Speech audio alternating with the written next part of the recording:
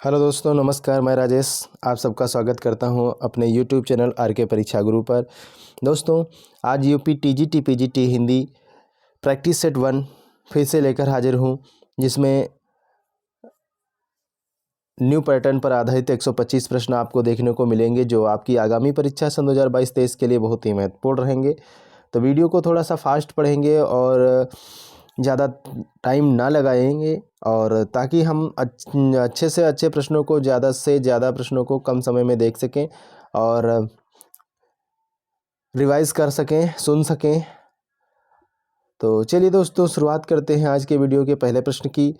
इससे पहले मैं वहीं बस एक बात कहना चाहूँगा कि जो दोस्तों हमारे चैनल पर पहली बार हैं, चैनल को पहली बार सुन रहे हैं, चैनल पर वीडियो को सुन रहे हैं, चैनल पर देख रहे हैं, तो एक बार सब्सक्राइब कर बेल आइकन को प्रेस कर देना। और अगर वीडियो अच्छा लगे तो लाइक और शेयर कर देना। अगर वीडियो अच्छा लगे तब तो ही लाइक और शेयर करना, अन्यथा कोई बात नहीं, लेकिन वीडियो को एक बार देखना ज़रूर है। जब तक देखेंगे नहीं तब तक समझ में नहीं आएगा प्रश्न कैसे हैं, अच्छे हैं या बुरे हैं। तो दोस्तों, शुरुआत करते हैं आज के वीडियो के पहले प्रश्न की। बने रहिए हमारे साथ। आज की वीडियो का पहला प्रश्न है, थोड़ा सा फास्ट पढ़ेंगे और सही विकल्प को ही सिर्फ हम चयन करेंगे, बाकी विकल्प को नहीं पढ़ेंगे ताकि वीडियो लंबी ना हो, ठीक है। तो पहला प्रश्न है, सुमित्रा नंदन पंत को किस रचना पर ज्ञानपीठ पुरस्कार प्राप्त हुआ है? तो प्रश्न नंबर 1 का ऑप्शन हमारा सही हो जाता है सी, चिदम्बरा। प्रश्न नंबर 2 है, हिंदी साहित्य के इतिहास के पहले लेखक कौन थे? तो गारसा दत्तासी, ऑप्शन बी। 2 का बी सही हो जाएगा। प्रश्न नंबर 3, इनमें से स्वयंभू की रचना कौन सी है? स्वयंभू की रचना कौन सी? ऑप्शन ए सही हो जाएगा, स्वयंभू की रचना पौमचर्यू है। अगला है प्रश्न नंबर 4 है, इनमें से आलाखंड किस रचना को कहा जाता है? तो आलाखंड किस रचना को कहा जाता है? परमालासो, बी सी, ऑप्शन सी सही हो जाएगा। परमालासो को आलाखंड कहा जाता है, जगनिक का। प्रश्न नंबर 5 है, आचार्य रामचंद्र शुक्ल ने हिंदी साहित्य के प्रथम कालखंड को क्या नाम दिया है? तो वीर गाथा काल, ऑप्शन ए सही हो जाएगा, 5 का ए। प्रश्न नंबर 6 है, मृगावती के रचनाकार कौन है? मृगावती के रचनाकार या रचयिता कौन है? तो प्रश्न नंबर 6 का विकल्प नंबर सी सही हो जाता है, कुतुबुन। प्रश्न नंबर 7 है, हरिया हेरकुलिस की कहानी के लेखक कौन है? तो हरिया हेरकुलिस की कहानी के लेखक कौन है? प्रश्न नंबर 7 का विकल्प नंबर बी सही हो जाएगा, मनोहर श्याम जोशी। प्रश्न नंबर 8 है, कैदी और कोकिला कविता के रचयिता कौन है? कैदी और कोकिला कविता के रचयिता कौन है? प्रश्न नंबर 8 का विकल्प नंबर बी सही हो जाता है, माखनलाल चतुर्वेदी। माखनलाल चतुर्वेदी। प्रश्न नंबर 9 है, उत्तर कबीर के रचयिता कौन है? तो उत्तर कबीर के रचयिता कौन है? प्रश्न नंबर 9 का विकल्प नंबर सी से हो जाएगा, केदारनाथ सिंह। उत्तर कबीर के रचयिता केदारनाथ सिंह है।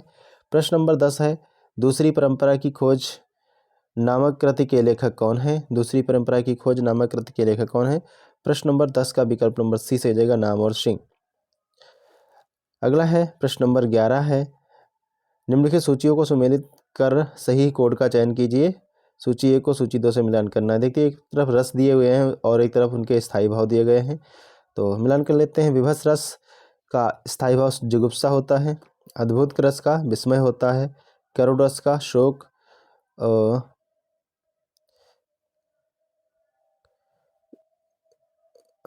करुण रस का शोक होता है, और शांत रस का निर्वेद होता है। तो इस प्रकार से हम देख लेते हैं, 3 ए का 3 और बी का 1, सी का 4, डी का 2, ऑप्शन ए सही हो जाता है। अगला है प्रश्न नंबर 12। प्रश्न नंबर 12 को देखते हैं,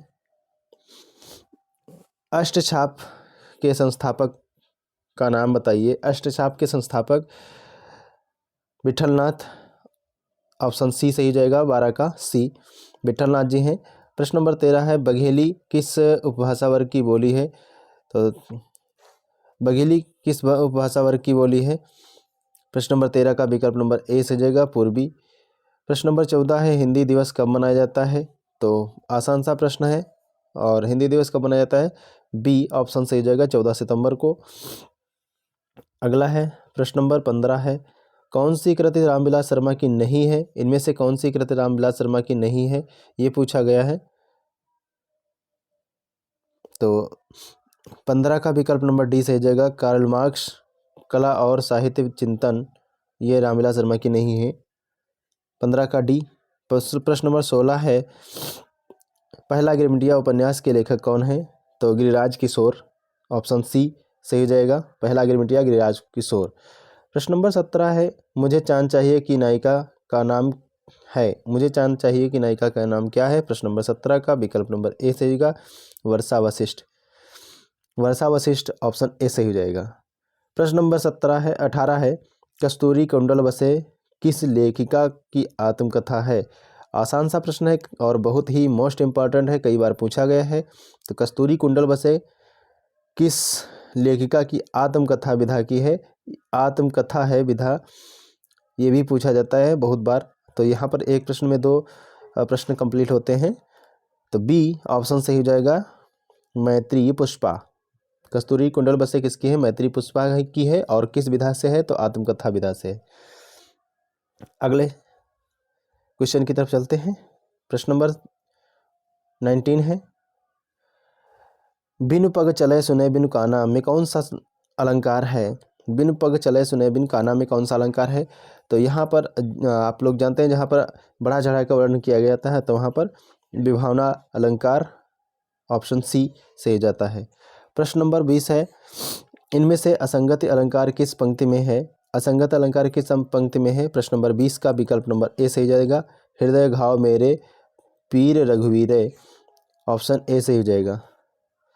अगला है प्रश्न नंबर 21 है किस मात्रिक सम छंद के प्रत्येक चरण में 24 मात्राएं होती हैं और 11 और 13 पर यति होती है तथा प्रत्येक चरण के अंत में 2 लघु 2 गुरु वर्ण होते हैं। अंत में 2 लघु या 2 गुरु वर्ण होते हैं। तो प्रश्न नंबर 21 का विकल्प नंबर हमारा सी सही जाता है रोला। ये जो डिफिनेशन दी गई हुई है या परिभाषा दी गई है किसकी है? तो रोला छंद की है। नेक्स्ट है 22 है रसापकर्षका दोषा किस आचार्य का कथन है? रसापकर्षका दोषा किस आचार्य का कथन है? 22 का प्रश्न ऑप्शन हमारा सही जाता है बी आचार्य विश्वनाथ का। अगला है प्रश्न नंबर 23 को देखते हैं। राधो गीध गोद कर लीन्हो और नयन सरोज स्नेह सलिल सुच मनोह अरग जल दीन्हो, इन पंक्तियों में कौन सा रस है?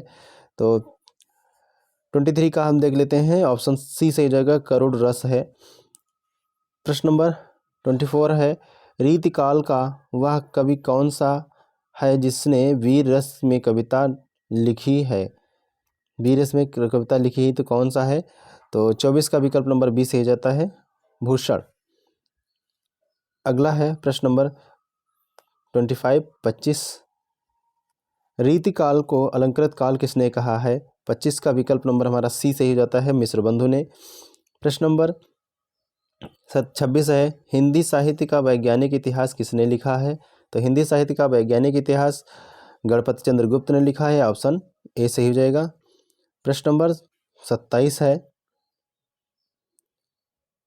प्रश्न नंबर 27 को देखते हैं चंद्रधर शर्मा गुलेरी की कहानी इनमें से कौन सी है? तो चंद्रधर शर्मा गुलेरी की कहानी इनमें से कौन सी है? 27 का ऑप्शन नंबर हमारा डी सही हो जाएगा उसने कहा था।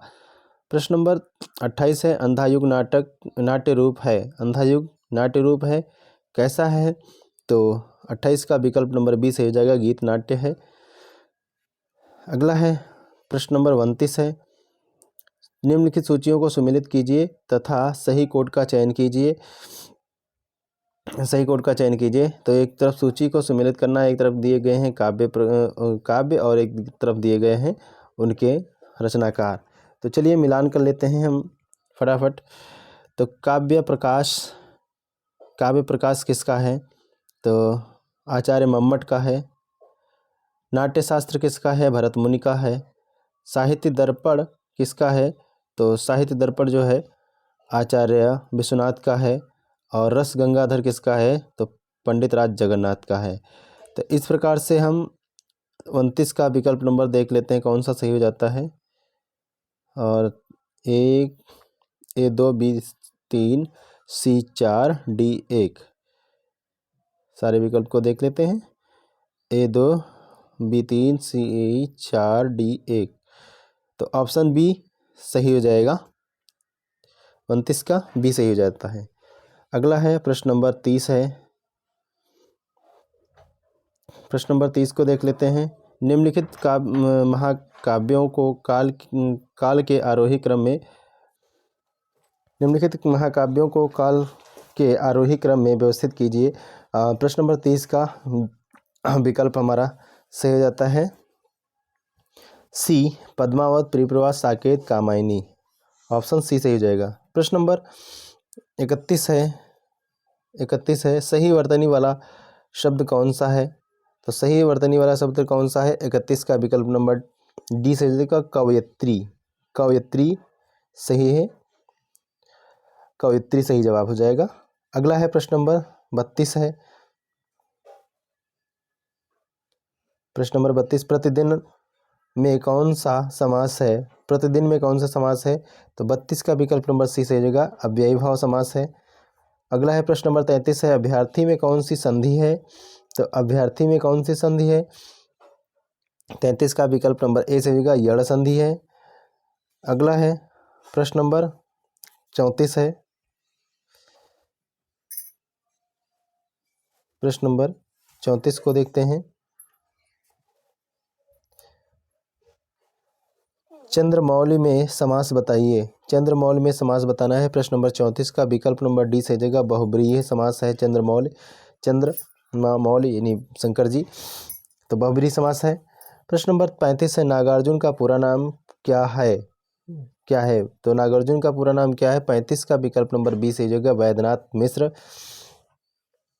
अगला है प्रश्न नंबर 36 है। कीर्तिलता के रचयिता का नाम क्या है? कीर्तिलता के रचयिता का नाम क्या है? तो विद्यापति। ऑप्शन बी सही हो जाएगा, 36 का बी। प्रश्न नंबर 37 है। इनमें से कौन सा शब्द अग्नि का पर्यायवाची नहीं है? तो अग्नि का पर्यायवाची नहीं है, 37 का विकल्प सी सही हो जाएगा, अनिल। अनिल हवा का पर्यायवाची होता है, अग्नि का नहीं होता है। प्रश्न नंबर 38 है। इनमें से स्वर्ण का पर्यायवाची छांटिए। स्वर्ण का पर्यायवाची छांटना है, तो स्वर्ण का हो जाता है जातरूप। ऑप्शन ए, 38 का ए, जातरूप माने स्वर्ण होता है। प्रश्न नंबर 39 है। नूतन का सही विलोम क्या है? नूतन का सही विलोम क्या है? 39 का विकल्प नंबर ए से हो जाएगा, पुरातन। प्रश्न नंबर 40 है। जिसका निर्माण करना कठिन हो उसे कहेंगे। जिसका निर्माण करना कठिन है उसके लिए एक शब्द क्या होता है?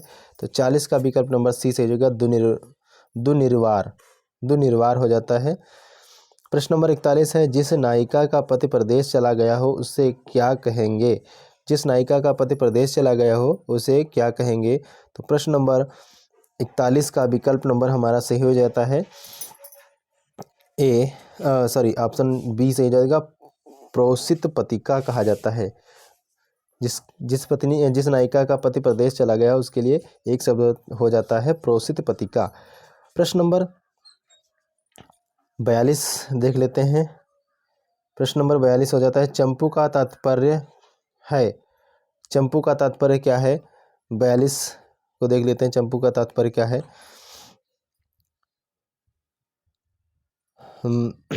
तो गद्य पद्य मिश्रित रचना चंपू काव्य कहलाती है। प्रश्न नंबर 43 है। भीगी बिल्ली बनना का सही अर्थ क्या होगा? भीगी बिल्ली बनना का सही अर्थ क्या हो गया? ऑप्शन 43, प्रश्न नंबर 43 का विकल्प नंबर बी से हो जाएगा, डर जाना। अगला है प्रश्न नंबर 44 है। आकाश पाताल एक करना का सही अर्थ दिए गए विकल्पों में से छांटिए। तो आकाश पाताल एक करना अत्यधिक प्रयास करना। ऑप्शन सी सही हो जाएगा 44 का सी। प्रश्न नंबर 45 है, कालिदास की कौन सी कृति बृहत्त्रयी में शामिल है? कालिदास की कौन सी रचना जो है बृहत्त्रयी में शामिल है? तो 45 का विकल्प नंबर डी सही हो जाएगा कोई नहीं। 45 का विकल्प नंबर डी सही हो जाता है कोई नहीं। प्रश्न नंबर 46 है, इनमें से बृहत्त्रयी में शामिल कृति कौन सी है? बृहत्त्रयी में कौन सी कृति शामिल है? तो ऑप्शन सी सही हो जाएगा किरातार्जुनीयम। प्रश्न नंबर 47 है, धन्यालोक के रचयिता हैं। धन्यालोक के रचयिता कौन है? 47 का विकल्प नंबर ए सही होगा आनंदवर्धन। प्रश्न नंबर 48 है,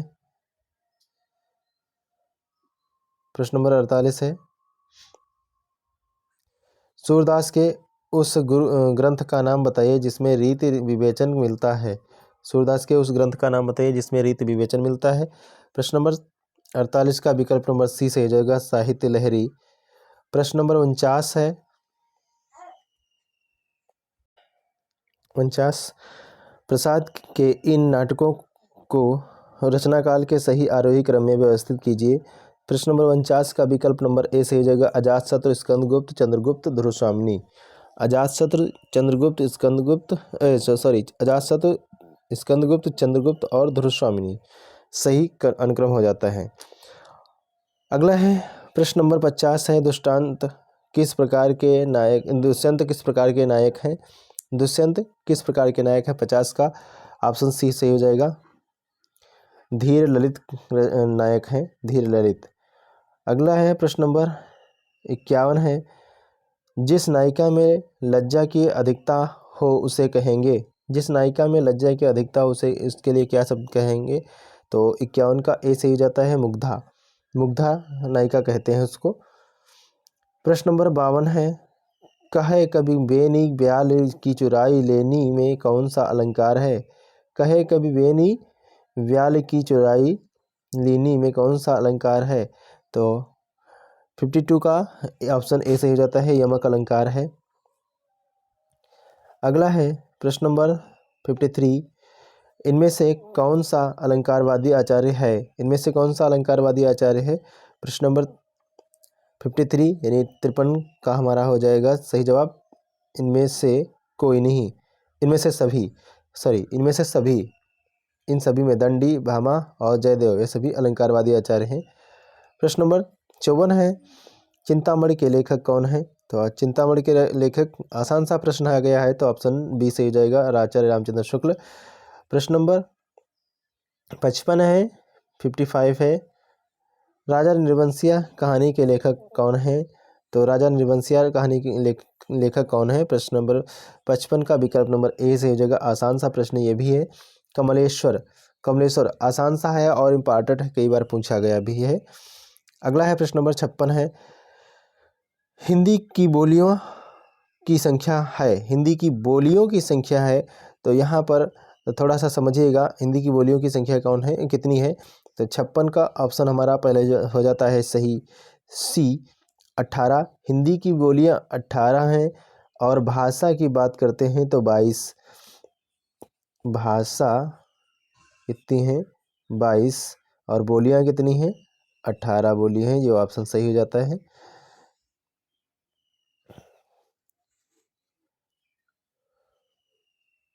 चलिए अगला क्वेश्चन देखते हैं। प्रश्न नंबर 57 देखते हैं, गोरखपुर जिले में बोली जाने वाली बोली कौन सी है? तो गोरखपुर जिले में बोली जाने वाली बोली कौन सी है? 57 का विकल्प नंबर डी सही जाता है भोजपुरी। प्रश्न नंबर 58 है, अयोग्य वाह किसे कहते हैं? अनुस्वार एवं विसर्ग दोनों को कहते हैं अयोग्य वाह। प्रश्न नंबर 58 का विकल्प नंबर सी सही हो जाता है ऑप्शन सी। प्रश्न नंबर 59 है, कौन सी व्यंजन ऊष्म व्यंजन वर्ग में नहीं है? कौन सा व्यंजन ऊष्म व्यंजन वर्ग में नहीं है? तो 59 का विकल्प नंबर सी सही हो जाता है ला, ऊष्म व्यंजन में नहीं है। प्रश्न नंबर 60 है, कौन सा व्यंजन पार्श्विक है, कौन सा व्यंजन पार्श्विक है ये पूछा गया है। तो प्रश्न नंबर 60 का विकल्प नंबर डी सही जगह ला पार्श्विक है। अगला 61 है, पाली भाषा का संबंध है, पाली भाषा का संबंध किससे है। 61 का विकल्प नंबर हमारा सही होता है बी से, बौद्ध धर्म से पाली भाषा का संबंध है। अगला है प्रश्न नंबर 62 है, प्रश्न नंबर 62 को देखते हैं। कोई खड़ा है इस वाक्य में प्रयुक्त कोई सर्वनाम किस प्रकार का है। तो अनिश्चयवाचक, कोई खड़ा है, अनिश्चयवाचक, प्रश्नवाचक, कैसा है। तो ऑप्शन हमारा बी सही हो जाता है, अनिश्चयवाचक। कोई कैसा है, अनिश्चयवाचक है। प्रश्न नंबर 63 है, इनमें से एक शब्द ऐसा है जिसका लिंग परिवर्तन नहीं किया हो सकता है, उसे छांटिए। एक शब्द ऐसा है जिसका लिंग परिवर्तन नहीं हो सकता है। 63 का विकल्प नंबर ए से जगह गिलहरी सही जवाब, ए ऑप्शन गिलहरी। अगला है प्रश्न नंबर 64 है, निम्नलिखित में से अशुद्ध वाक्य छांटिए। अशुद्ध वाक्य छांटना है इसमें से। तो प्रश्न नंबर 64 का विकल्प नंबर ए से हो जाता है उसने अनेकों पुस्तकें पढ़ी हैं, उसने अनेकों पुस्तकें पढ़ी हैं। 64 का विकल्प नंबर ए से हो जाता है। प्रश्न नंबर 65 है, कौन सा शब्द ब्रह्मा का पर्यायवाची नहीं है, कौन सा शब्द ब्रह्मा का पर्यायवाची नहीं है। 65 का विकल्प नंबर हमारा सही हो जाता है, 65 का विकल्प नंबर सी से हो जाता है, ब्रह्मा का चतुर्भुज पर्यायवाची नहीं है। प्रश्न नंबर 65 का विकल्प नंबर सी चतुर्भुज। अगला है प्रश्न नंबर 66 है, स्वप्नवास दत्तम के रचयिता का नाम है, स्वप्नवास दत्तम के रचयिता का नाम क्या है। तो 66 का विकल्प नंबर हमारा सही जाता है बी भास। स्वप्नवास दत्तम नाटक के रचयिता का नाम भास है।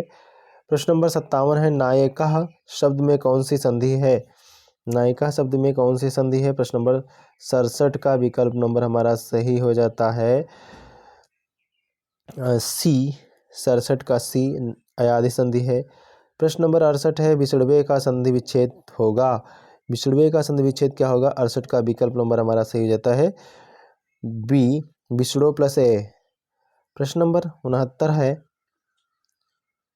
प्रश्न नंबर 69 को देख लेते हैं। रामश्नोत में संधि का कौन सा नियम लागू होता है, रामश्नोत में संधि का कौन सा नियम लागू होता है।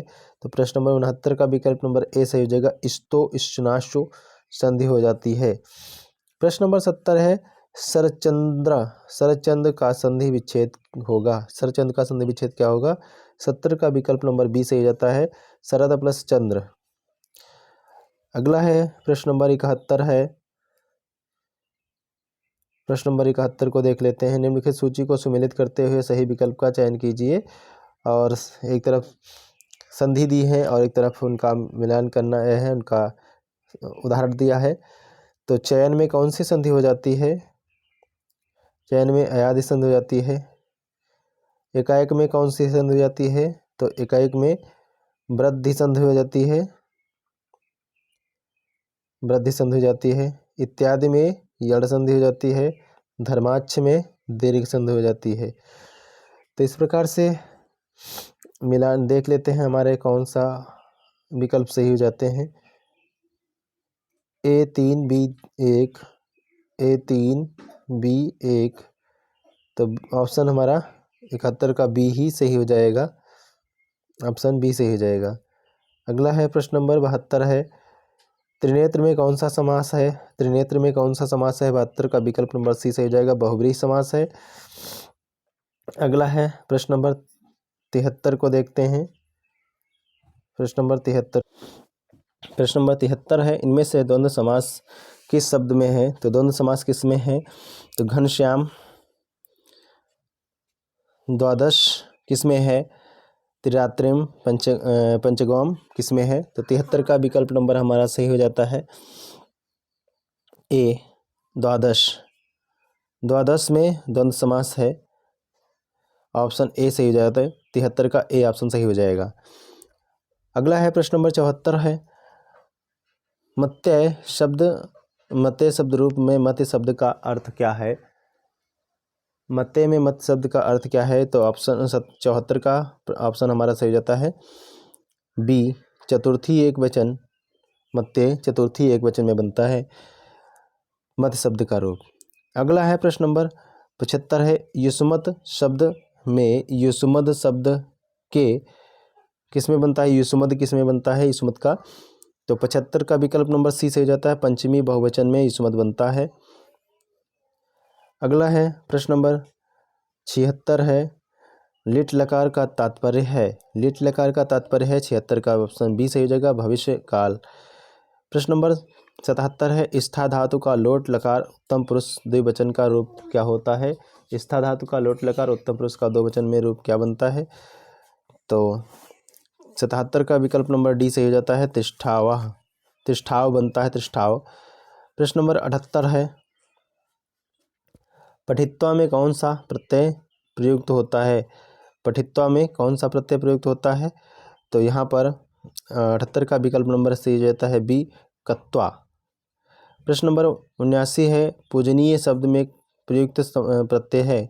पूजनीय शब्द में प्रयुक्त प्रत्यय कौन सा है? तो 79 का विकल्प नंबर हमारा सही हो जाता है डी, अनियर प्रत्यय है पूजनीय में, अनियर। अगला है प्रश्न नंबर 80 है। प्रश्न नंबर 80 को देखते हैं, इनमें से उत उपसर्ग किस शब्द में है?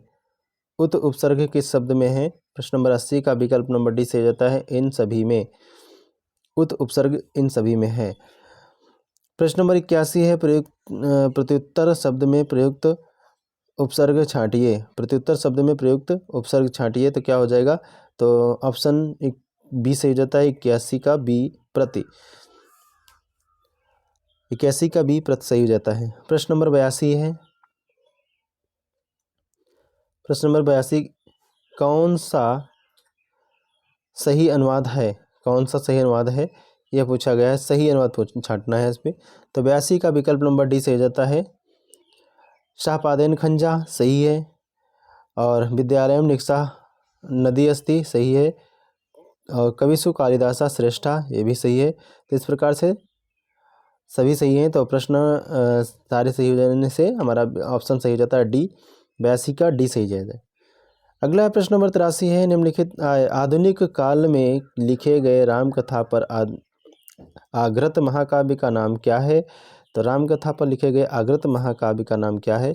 83 का विकल्प नंबर हमारा सही होता है डी, साकेत। अगला है प्रश्न नंबर 84 है, साकेत नामक महाकाव्य का नामकरण किस किया गया है? साकेत नामक महाकाव्य का नामकरण किया गया है। 84 का विकल्प नंबर हमारा सही होता है सी, स्थान के आधार पर साकेत का नामकरण किया गया है। प्रश्न नंबर 85 है, शुद्धाद्वैतवाद के प्रवर्तक का नाम क्या है? तो शुद्धाद्वैतवाद प्रवर्तक का नाम क्या है? 85 का विकल्प नंबर डी से जाता है वल्लभाचार्य। 85 का ऑप्शन डी, वल्लभाचार्य। अगला है प्रश्न नंबर 86 है, घीसू और माधव प्रेमचंद की किस कहानी के पात्र हैं? घीसू और माधव प्रेमचंद के किस कहानी के पात्र हैं? 86 का ऑप्शन हमारा बी सही हो जाता है, कफन के। प्रश्न नंबर 87 है, रानी केतकी की कहानी के लेखक का नाम बताइए। तो इंशाअल्लाह खां। 87 का विकल्प नंबर सी से जाए, इंशाअल्लाह खां। अगला है प्रश्न नंबर 88 है, छायावादी काव्य की समय सीमा क्या है? छायावादी काव्य की समय सीमा क्या है? 88 का ए से जाता है 1900 से 1920 ईस्वी छायावादी की काव्य की सीमा है। प्रश्न नंबर 89 है, गोदान का प्रकाशन वर्ष है। गोदान का प्रकाशन वर्ष क्या है? तो 89 का विकल्प नंबर डी से होगा 1936, सही जवाब हो जाएगा 1936, डी ऑप्शन। प्रश्न नंबर 90 है, आवारा मसीहा किसकी जीवनी है? तो आवारा मसीहा किसकी जीवनी है? प्रश्न नंबर 90 का विकल्प नंबर डी से हो जाता है शरत चंद्र की। आवारा मसीहा किसकी है? शरत चंद्र की। प्रश्न नंबर 91 है, चाक उपन्यास की लेखिका कौन है? चाक उपन्यास की लेखिका कौन है? 91 का विकल्प नंबर बी से हो जाता है मैत्री पुष्पा। प्रश्न नंबर 92 है, पर्ण मुकुट नामक निबंध संकलन के लेखक कौन है? पर्ण मुकुट नामक निबंध संकलन के लेखक कौन है? 92 का विकल्प नंबर ए सही हो जाता है, कुबेरनाथ राय। प्रश्न नंबर 93 है, ब्रजभाषा का विकास किस अपभ्रंश से हुआ है? तो ब्रजभाषा का विकास किस अपभ्रंश से हुआ है? 93 का विकल्प नंबर बी सही हो जाता है, सौरसेनी अपभ्रंश से हुआ है। अगला है प्रश्न नंबर 94 है, हिंदी शब्दानुशासन नामक व्याकरण ग्रंथ के रचयिता हैं। हिंदी शब्दानुशासन व्याकरण ग्रंथ के रचयिता कौन है? तो 94 का विकल्प नंबर हमारा सी से जाता है, किशोरी दास वाजपेयी। किशोरी दास वाजपेयी सही जवाब हो जाएगा 94 का। अगला है प्रश्न नंबर 95 है, रहस्यवाद का संबंध किस काव्य धारा से है? रहस्यवादी का संबंध किस काव्य धारा से है? प्रश्न नंबर 95 का विकल्प नंबर सी से हो जाएगा, छायावाद। छायावाद में रहस्यवादी रचनाएं मिलती हैं। अगला है प्रश्न नंबर 96 है, इन्हें आरोही कालक्रम के साथ व्यवस्थित कीजिए। तो आरोही कालक्रम में व्यवस्थित करना है। 96 का विकल्प नंबर बी सही हो जाएगा, छायावादी, प्रगतवादी, प्रयोगवादी और नवगीत सही जवाब हो जाएगा। अगला है प्रश्न नंबर 97 है, पथ के साथी की रचना विधा है। पथ के साथी की रचना विधा कौन सी है? 97 का विकल्प नंबर बी से हो जाएगा, संस्मरण महादेवी वर्मा का। अगला है प्रश्न नंबर 98 है, मधुशाला किस प्रकार की रचना है? तो मधुशाला किस प्रकार की रचना है? 98 का विकल्प नंबर ए से होगा, हलावादी। हरवंश राय बच्चन की हलावादी और हलावत के प्रवर्तक हरवंश राय बच्चन भी। प्रश्न नंबर 99 है, अंधेर नगरी नामक नाटक के रचयिता का नाम क्या है? तो भारतेंदु हरिश्चंद्र है, ऑप्शन बी सही हो जाएगा। प्रश्न नंबर 100 है, प्रश्न नंबर 100 को देखते हैं, इनमें से कौन सा नाटक मोहन राकेश का है? इनमें से कौन सा नाटक मोहन राकेश का है? तो 100 का विकल्प नंबर डी से हो जाएगा, ये सभी मोहन राकेश के हैं। आधे अधूरे, आषाढ़ का एक दिन, लहरों के राजहंस, सभी नाटक मोहन राकेश के हैं। प्रश्न नंबर 101 है, बिहारी रत्नाकर के रचयिता हैं। तो बिहारी रत्नाकर के रचयिता कौन है? 101 का विकल्प नंबर बी से हो जाता है, जगन्नाथ दास रत्नाकर। अगला है प्रश्न नंबर 102। प्रश्न नंबर 102 को देखते हैं, संसद से सड़क तक किस कवि की कृति है? तो संसद से सड़क तक किस कवि की रचना है? प्रश्न नंबर 102 का विकल्प नंबर बी से हो जाएगा, धूमिल। प्रश्न नंबर 103 है, इनमें से ज्ञानपीठ पुरस्कार से सम्मानित कृति कौन सी नहीं है? कौन सी नहीं है? 103 का विकल्प नंबर हमारा सही होता है, सी कामायनी। कामायनी ज्ञानपीठ पुरस्कार से सम्मानित रचना नहीं है, बाकी तीनों हैं। अगला प्रश्न है 104 है, कामायनी में कितने सर्ग हैं? तो कामायनी में कितने सर्ग हैं? 104 का विकल्प नंबर डी से हो जाएगा, 15 सर्ग हैं। तो ये जयशंकर प्रसाद का है। 105 है, इनमें से कौन सा भाव संचारी भाव नहीं है? कौन सा भाव संचारी भाव नहीं है इनमें से?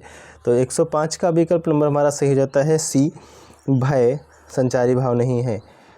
अगला है प्रश्न नंबर 106 है, क्रोध किस रस का स्थायी भाव है? क्रोध किस रस का स्थायी भाव है? तो क्रोध किसका है? 106 का विकल्प नंबर डी सही हो जाता है, रौद्र रस का। प्रश्न नंबर 107 है, इनमें से कौन सी कृति महाकाव्य नहीं है? इनमें से कौन सी कृति महाकाव्य नहीं है? 107 का विकल्प नंबर बी सही हो जाता है, उर्वशी महाकाव्य नहीं है।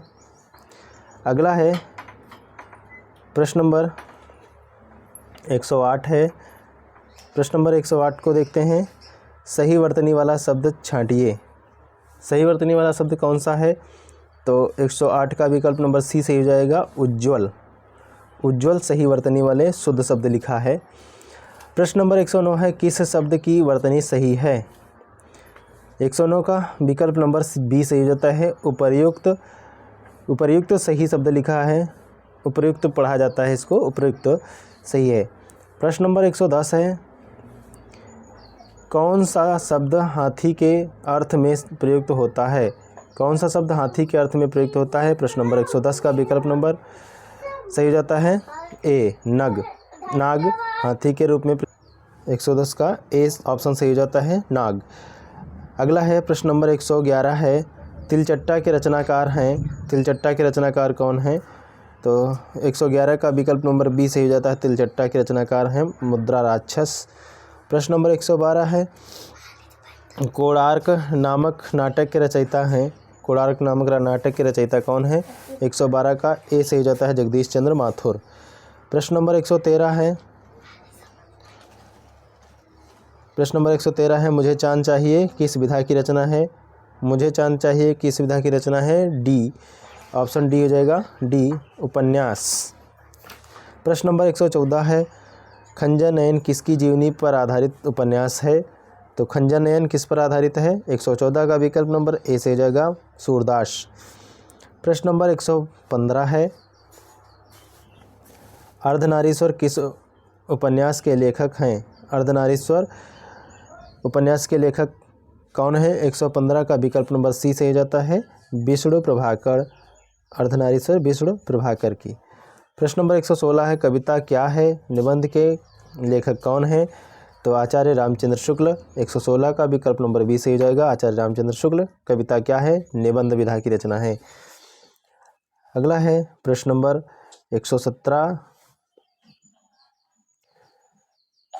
प्रश्न नंबर 117 है, जंगल गाथा किस हिंदी कथाकार की कृति है? तो जंगल गाथा किस हिंदी कथाकार की कृति है? 117 का विकल्प नंबर सी सही, प्रश्न सही हो जाएगा, नमिता सिंह। जंगल गाथा नमिता सिंह की रचना है। प्रश्न नंबर 118 है, चल खुसरो घर आपने किसकी रचना है? तो चल खुसरो घर आपने किसकी रचना है? 118 का विकल्प नंबर ए से हो जाता है, बटरोही की है। चल खुसरो घर आपने बटरोही की रचना है। प्रश्न नंबर 119 है, समांतर कहानी के प्रवर्तक हैं। समांतर कहानी के प्रवर्तक ऑप्शन ए से हो जाएगा, कमलेश्वर। प्रश्न नंबर 120 है, कौन सा उपन्यास हजारी प्रसाद द्विवेदी का है? कौन सा उपन्यास हजारी प्रसाद द्विवेदी का है? प्रश्न नंबर 120 का विकल्प नंबर बी से हो जाता है, चारुचंद्र लेख। प्रश्न नंबर 121 है, 121 को देखते हैं, चिदम्बरा के रचयिता हैं।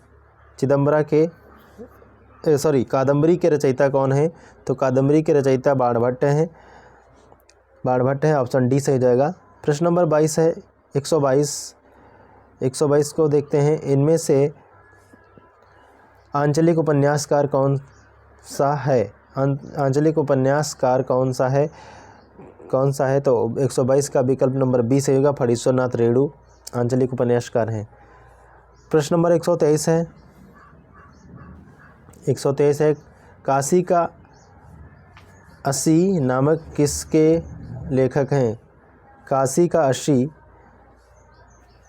नामक किस उपन्यास के लेखक कौन हैं? तो 123 का विकल्प नंबर सी से जो हो जाएगा, काशीनाथ सिंह। काशी का 80 काशीनाथ सिंह। प्रश्न नंबर 124 है, जयशंकर प्रसाद की अंतिम नाटक कौन सा है? तो जयशंकर प्रसाद का अंतिम नाटक कौन सा है? 124 का विकल्प नंबर सी से हो जाएगा, ध्रुवस्वामिनी। अगला है आज की वीडियो का अंतिम प्रश्न है, 125 है, कठिन काव्य का प्रेत किस कवि को कहा जाता है? मोस्ट इम्पॉर्टेंट है, अंतिम प्रश्न मोस्ट है और प्रथम प्रश्न भी बहुत ही मोस्ट था। तो देखते हैं कठिन काव्य का प्रेत किसे कहा जाता है? तो केशवदास को, ऑप्शन डी सही हो जाएगा। तो दोस्तों इस प्रकार से 125 महत्वपूर्ण प्रश्न कंप्लीट होते हैं आज की वीडियो में। तो अगर वीडियो अच्छा लगा है तो लाइक और शेयर करना, और मिलते हैं अगले वीडियो में। तब तक के लिए नमस्कार, जय हिंद।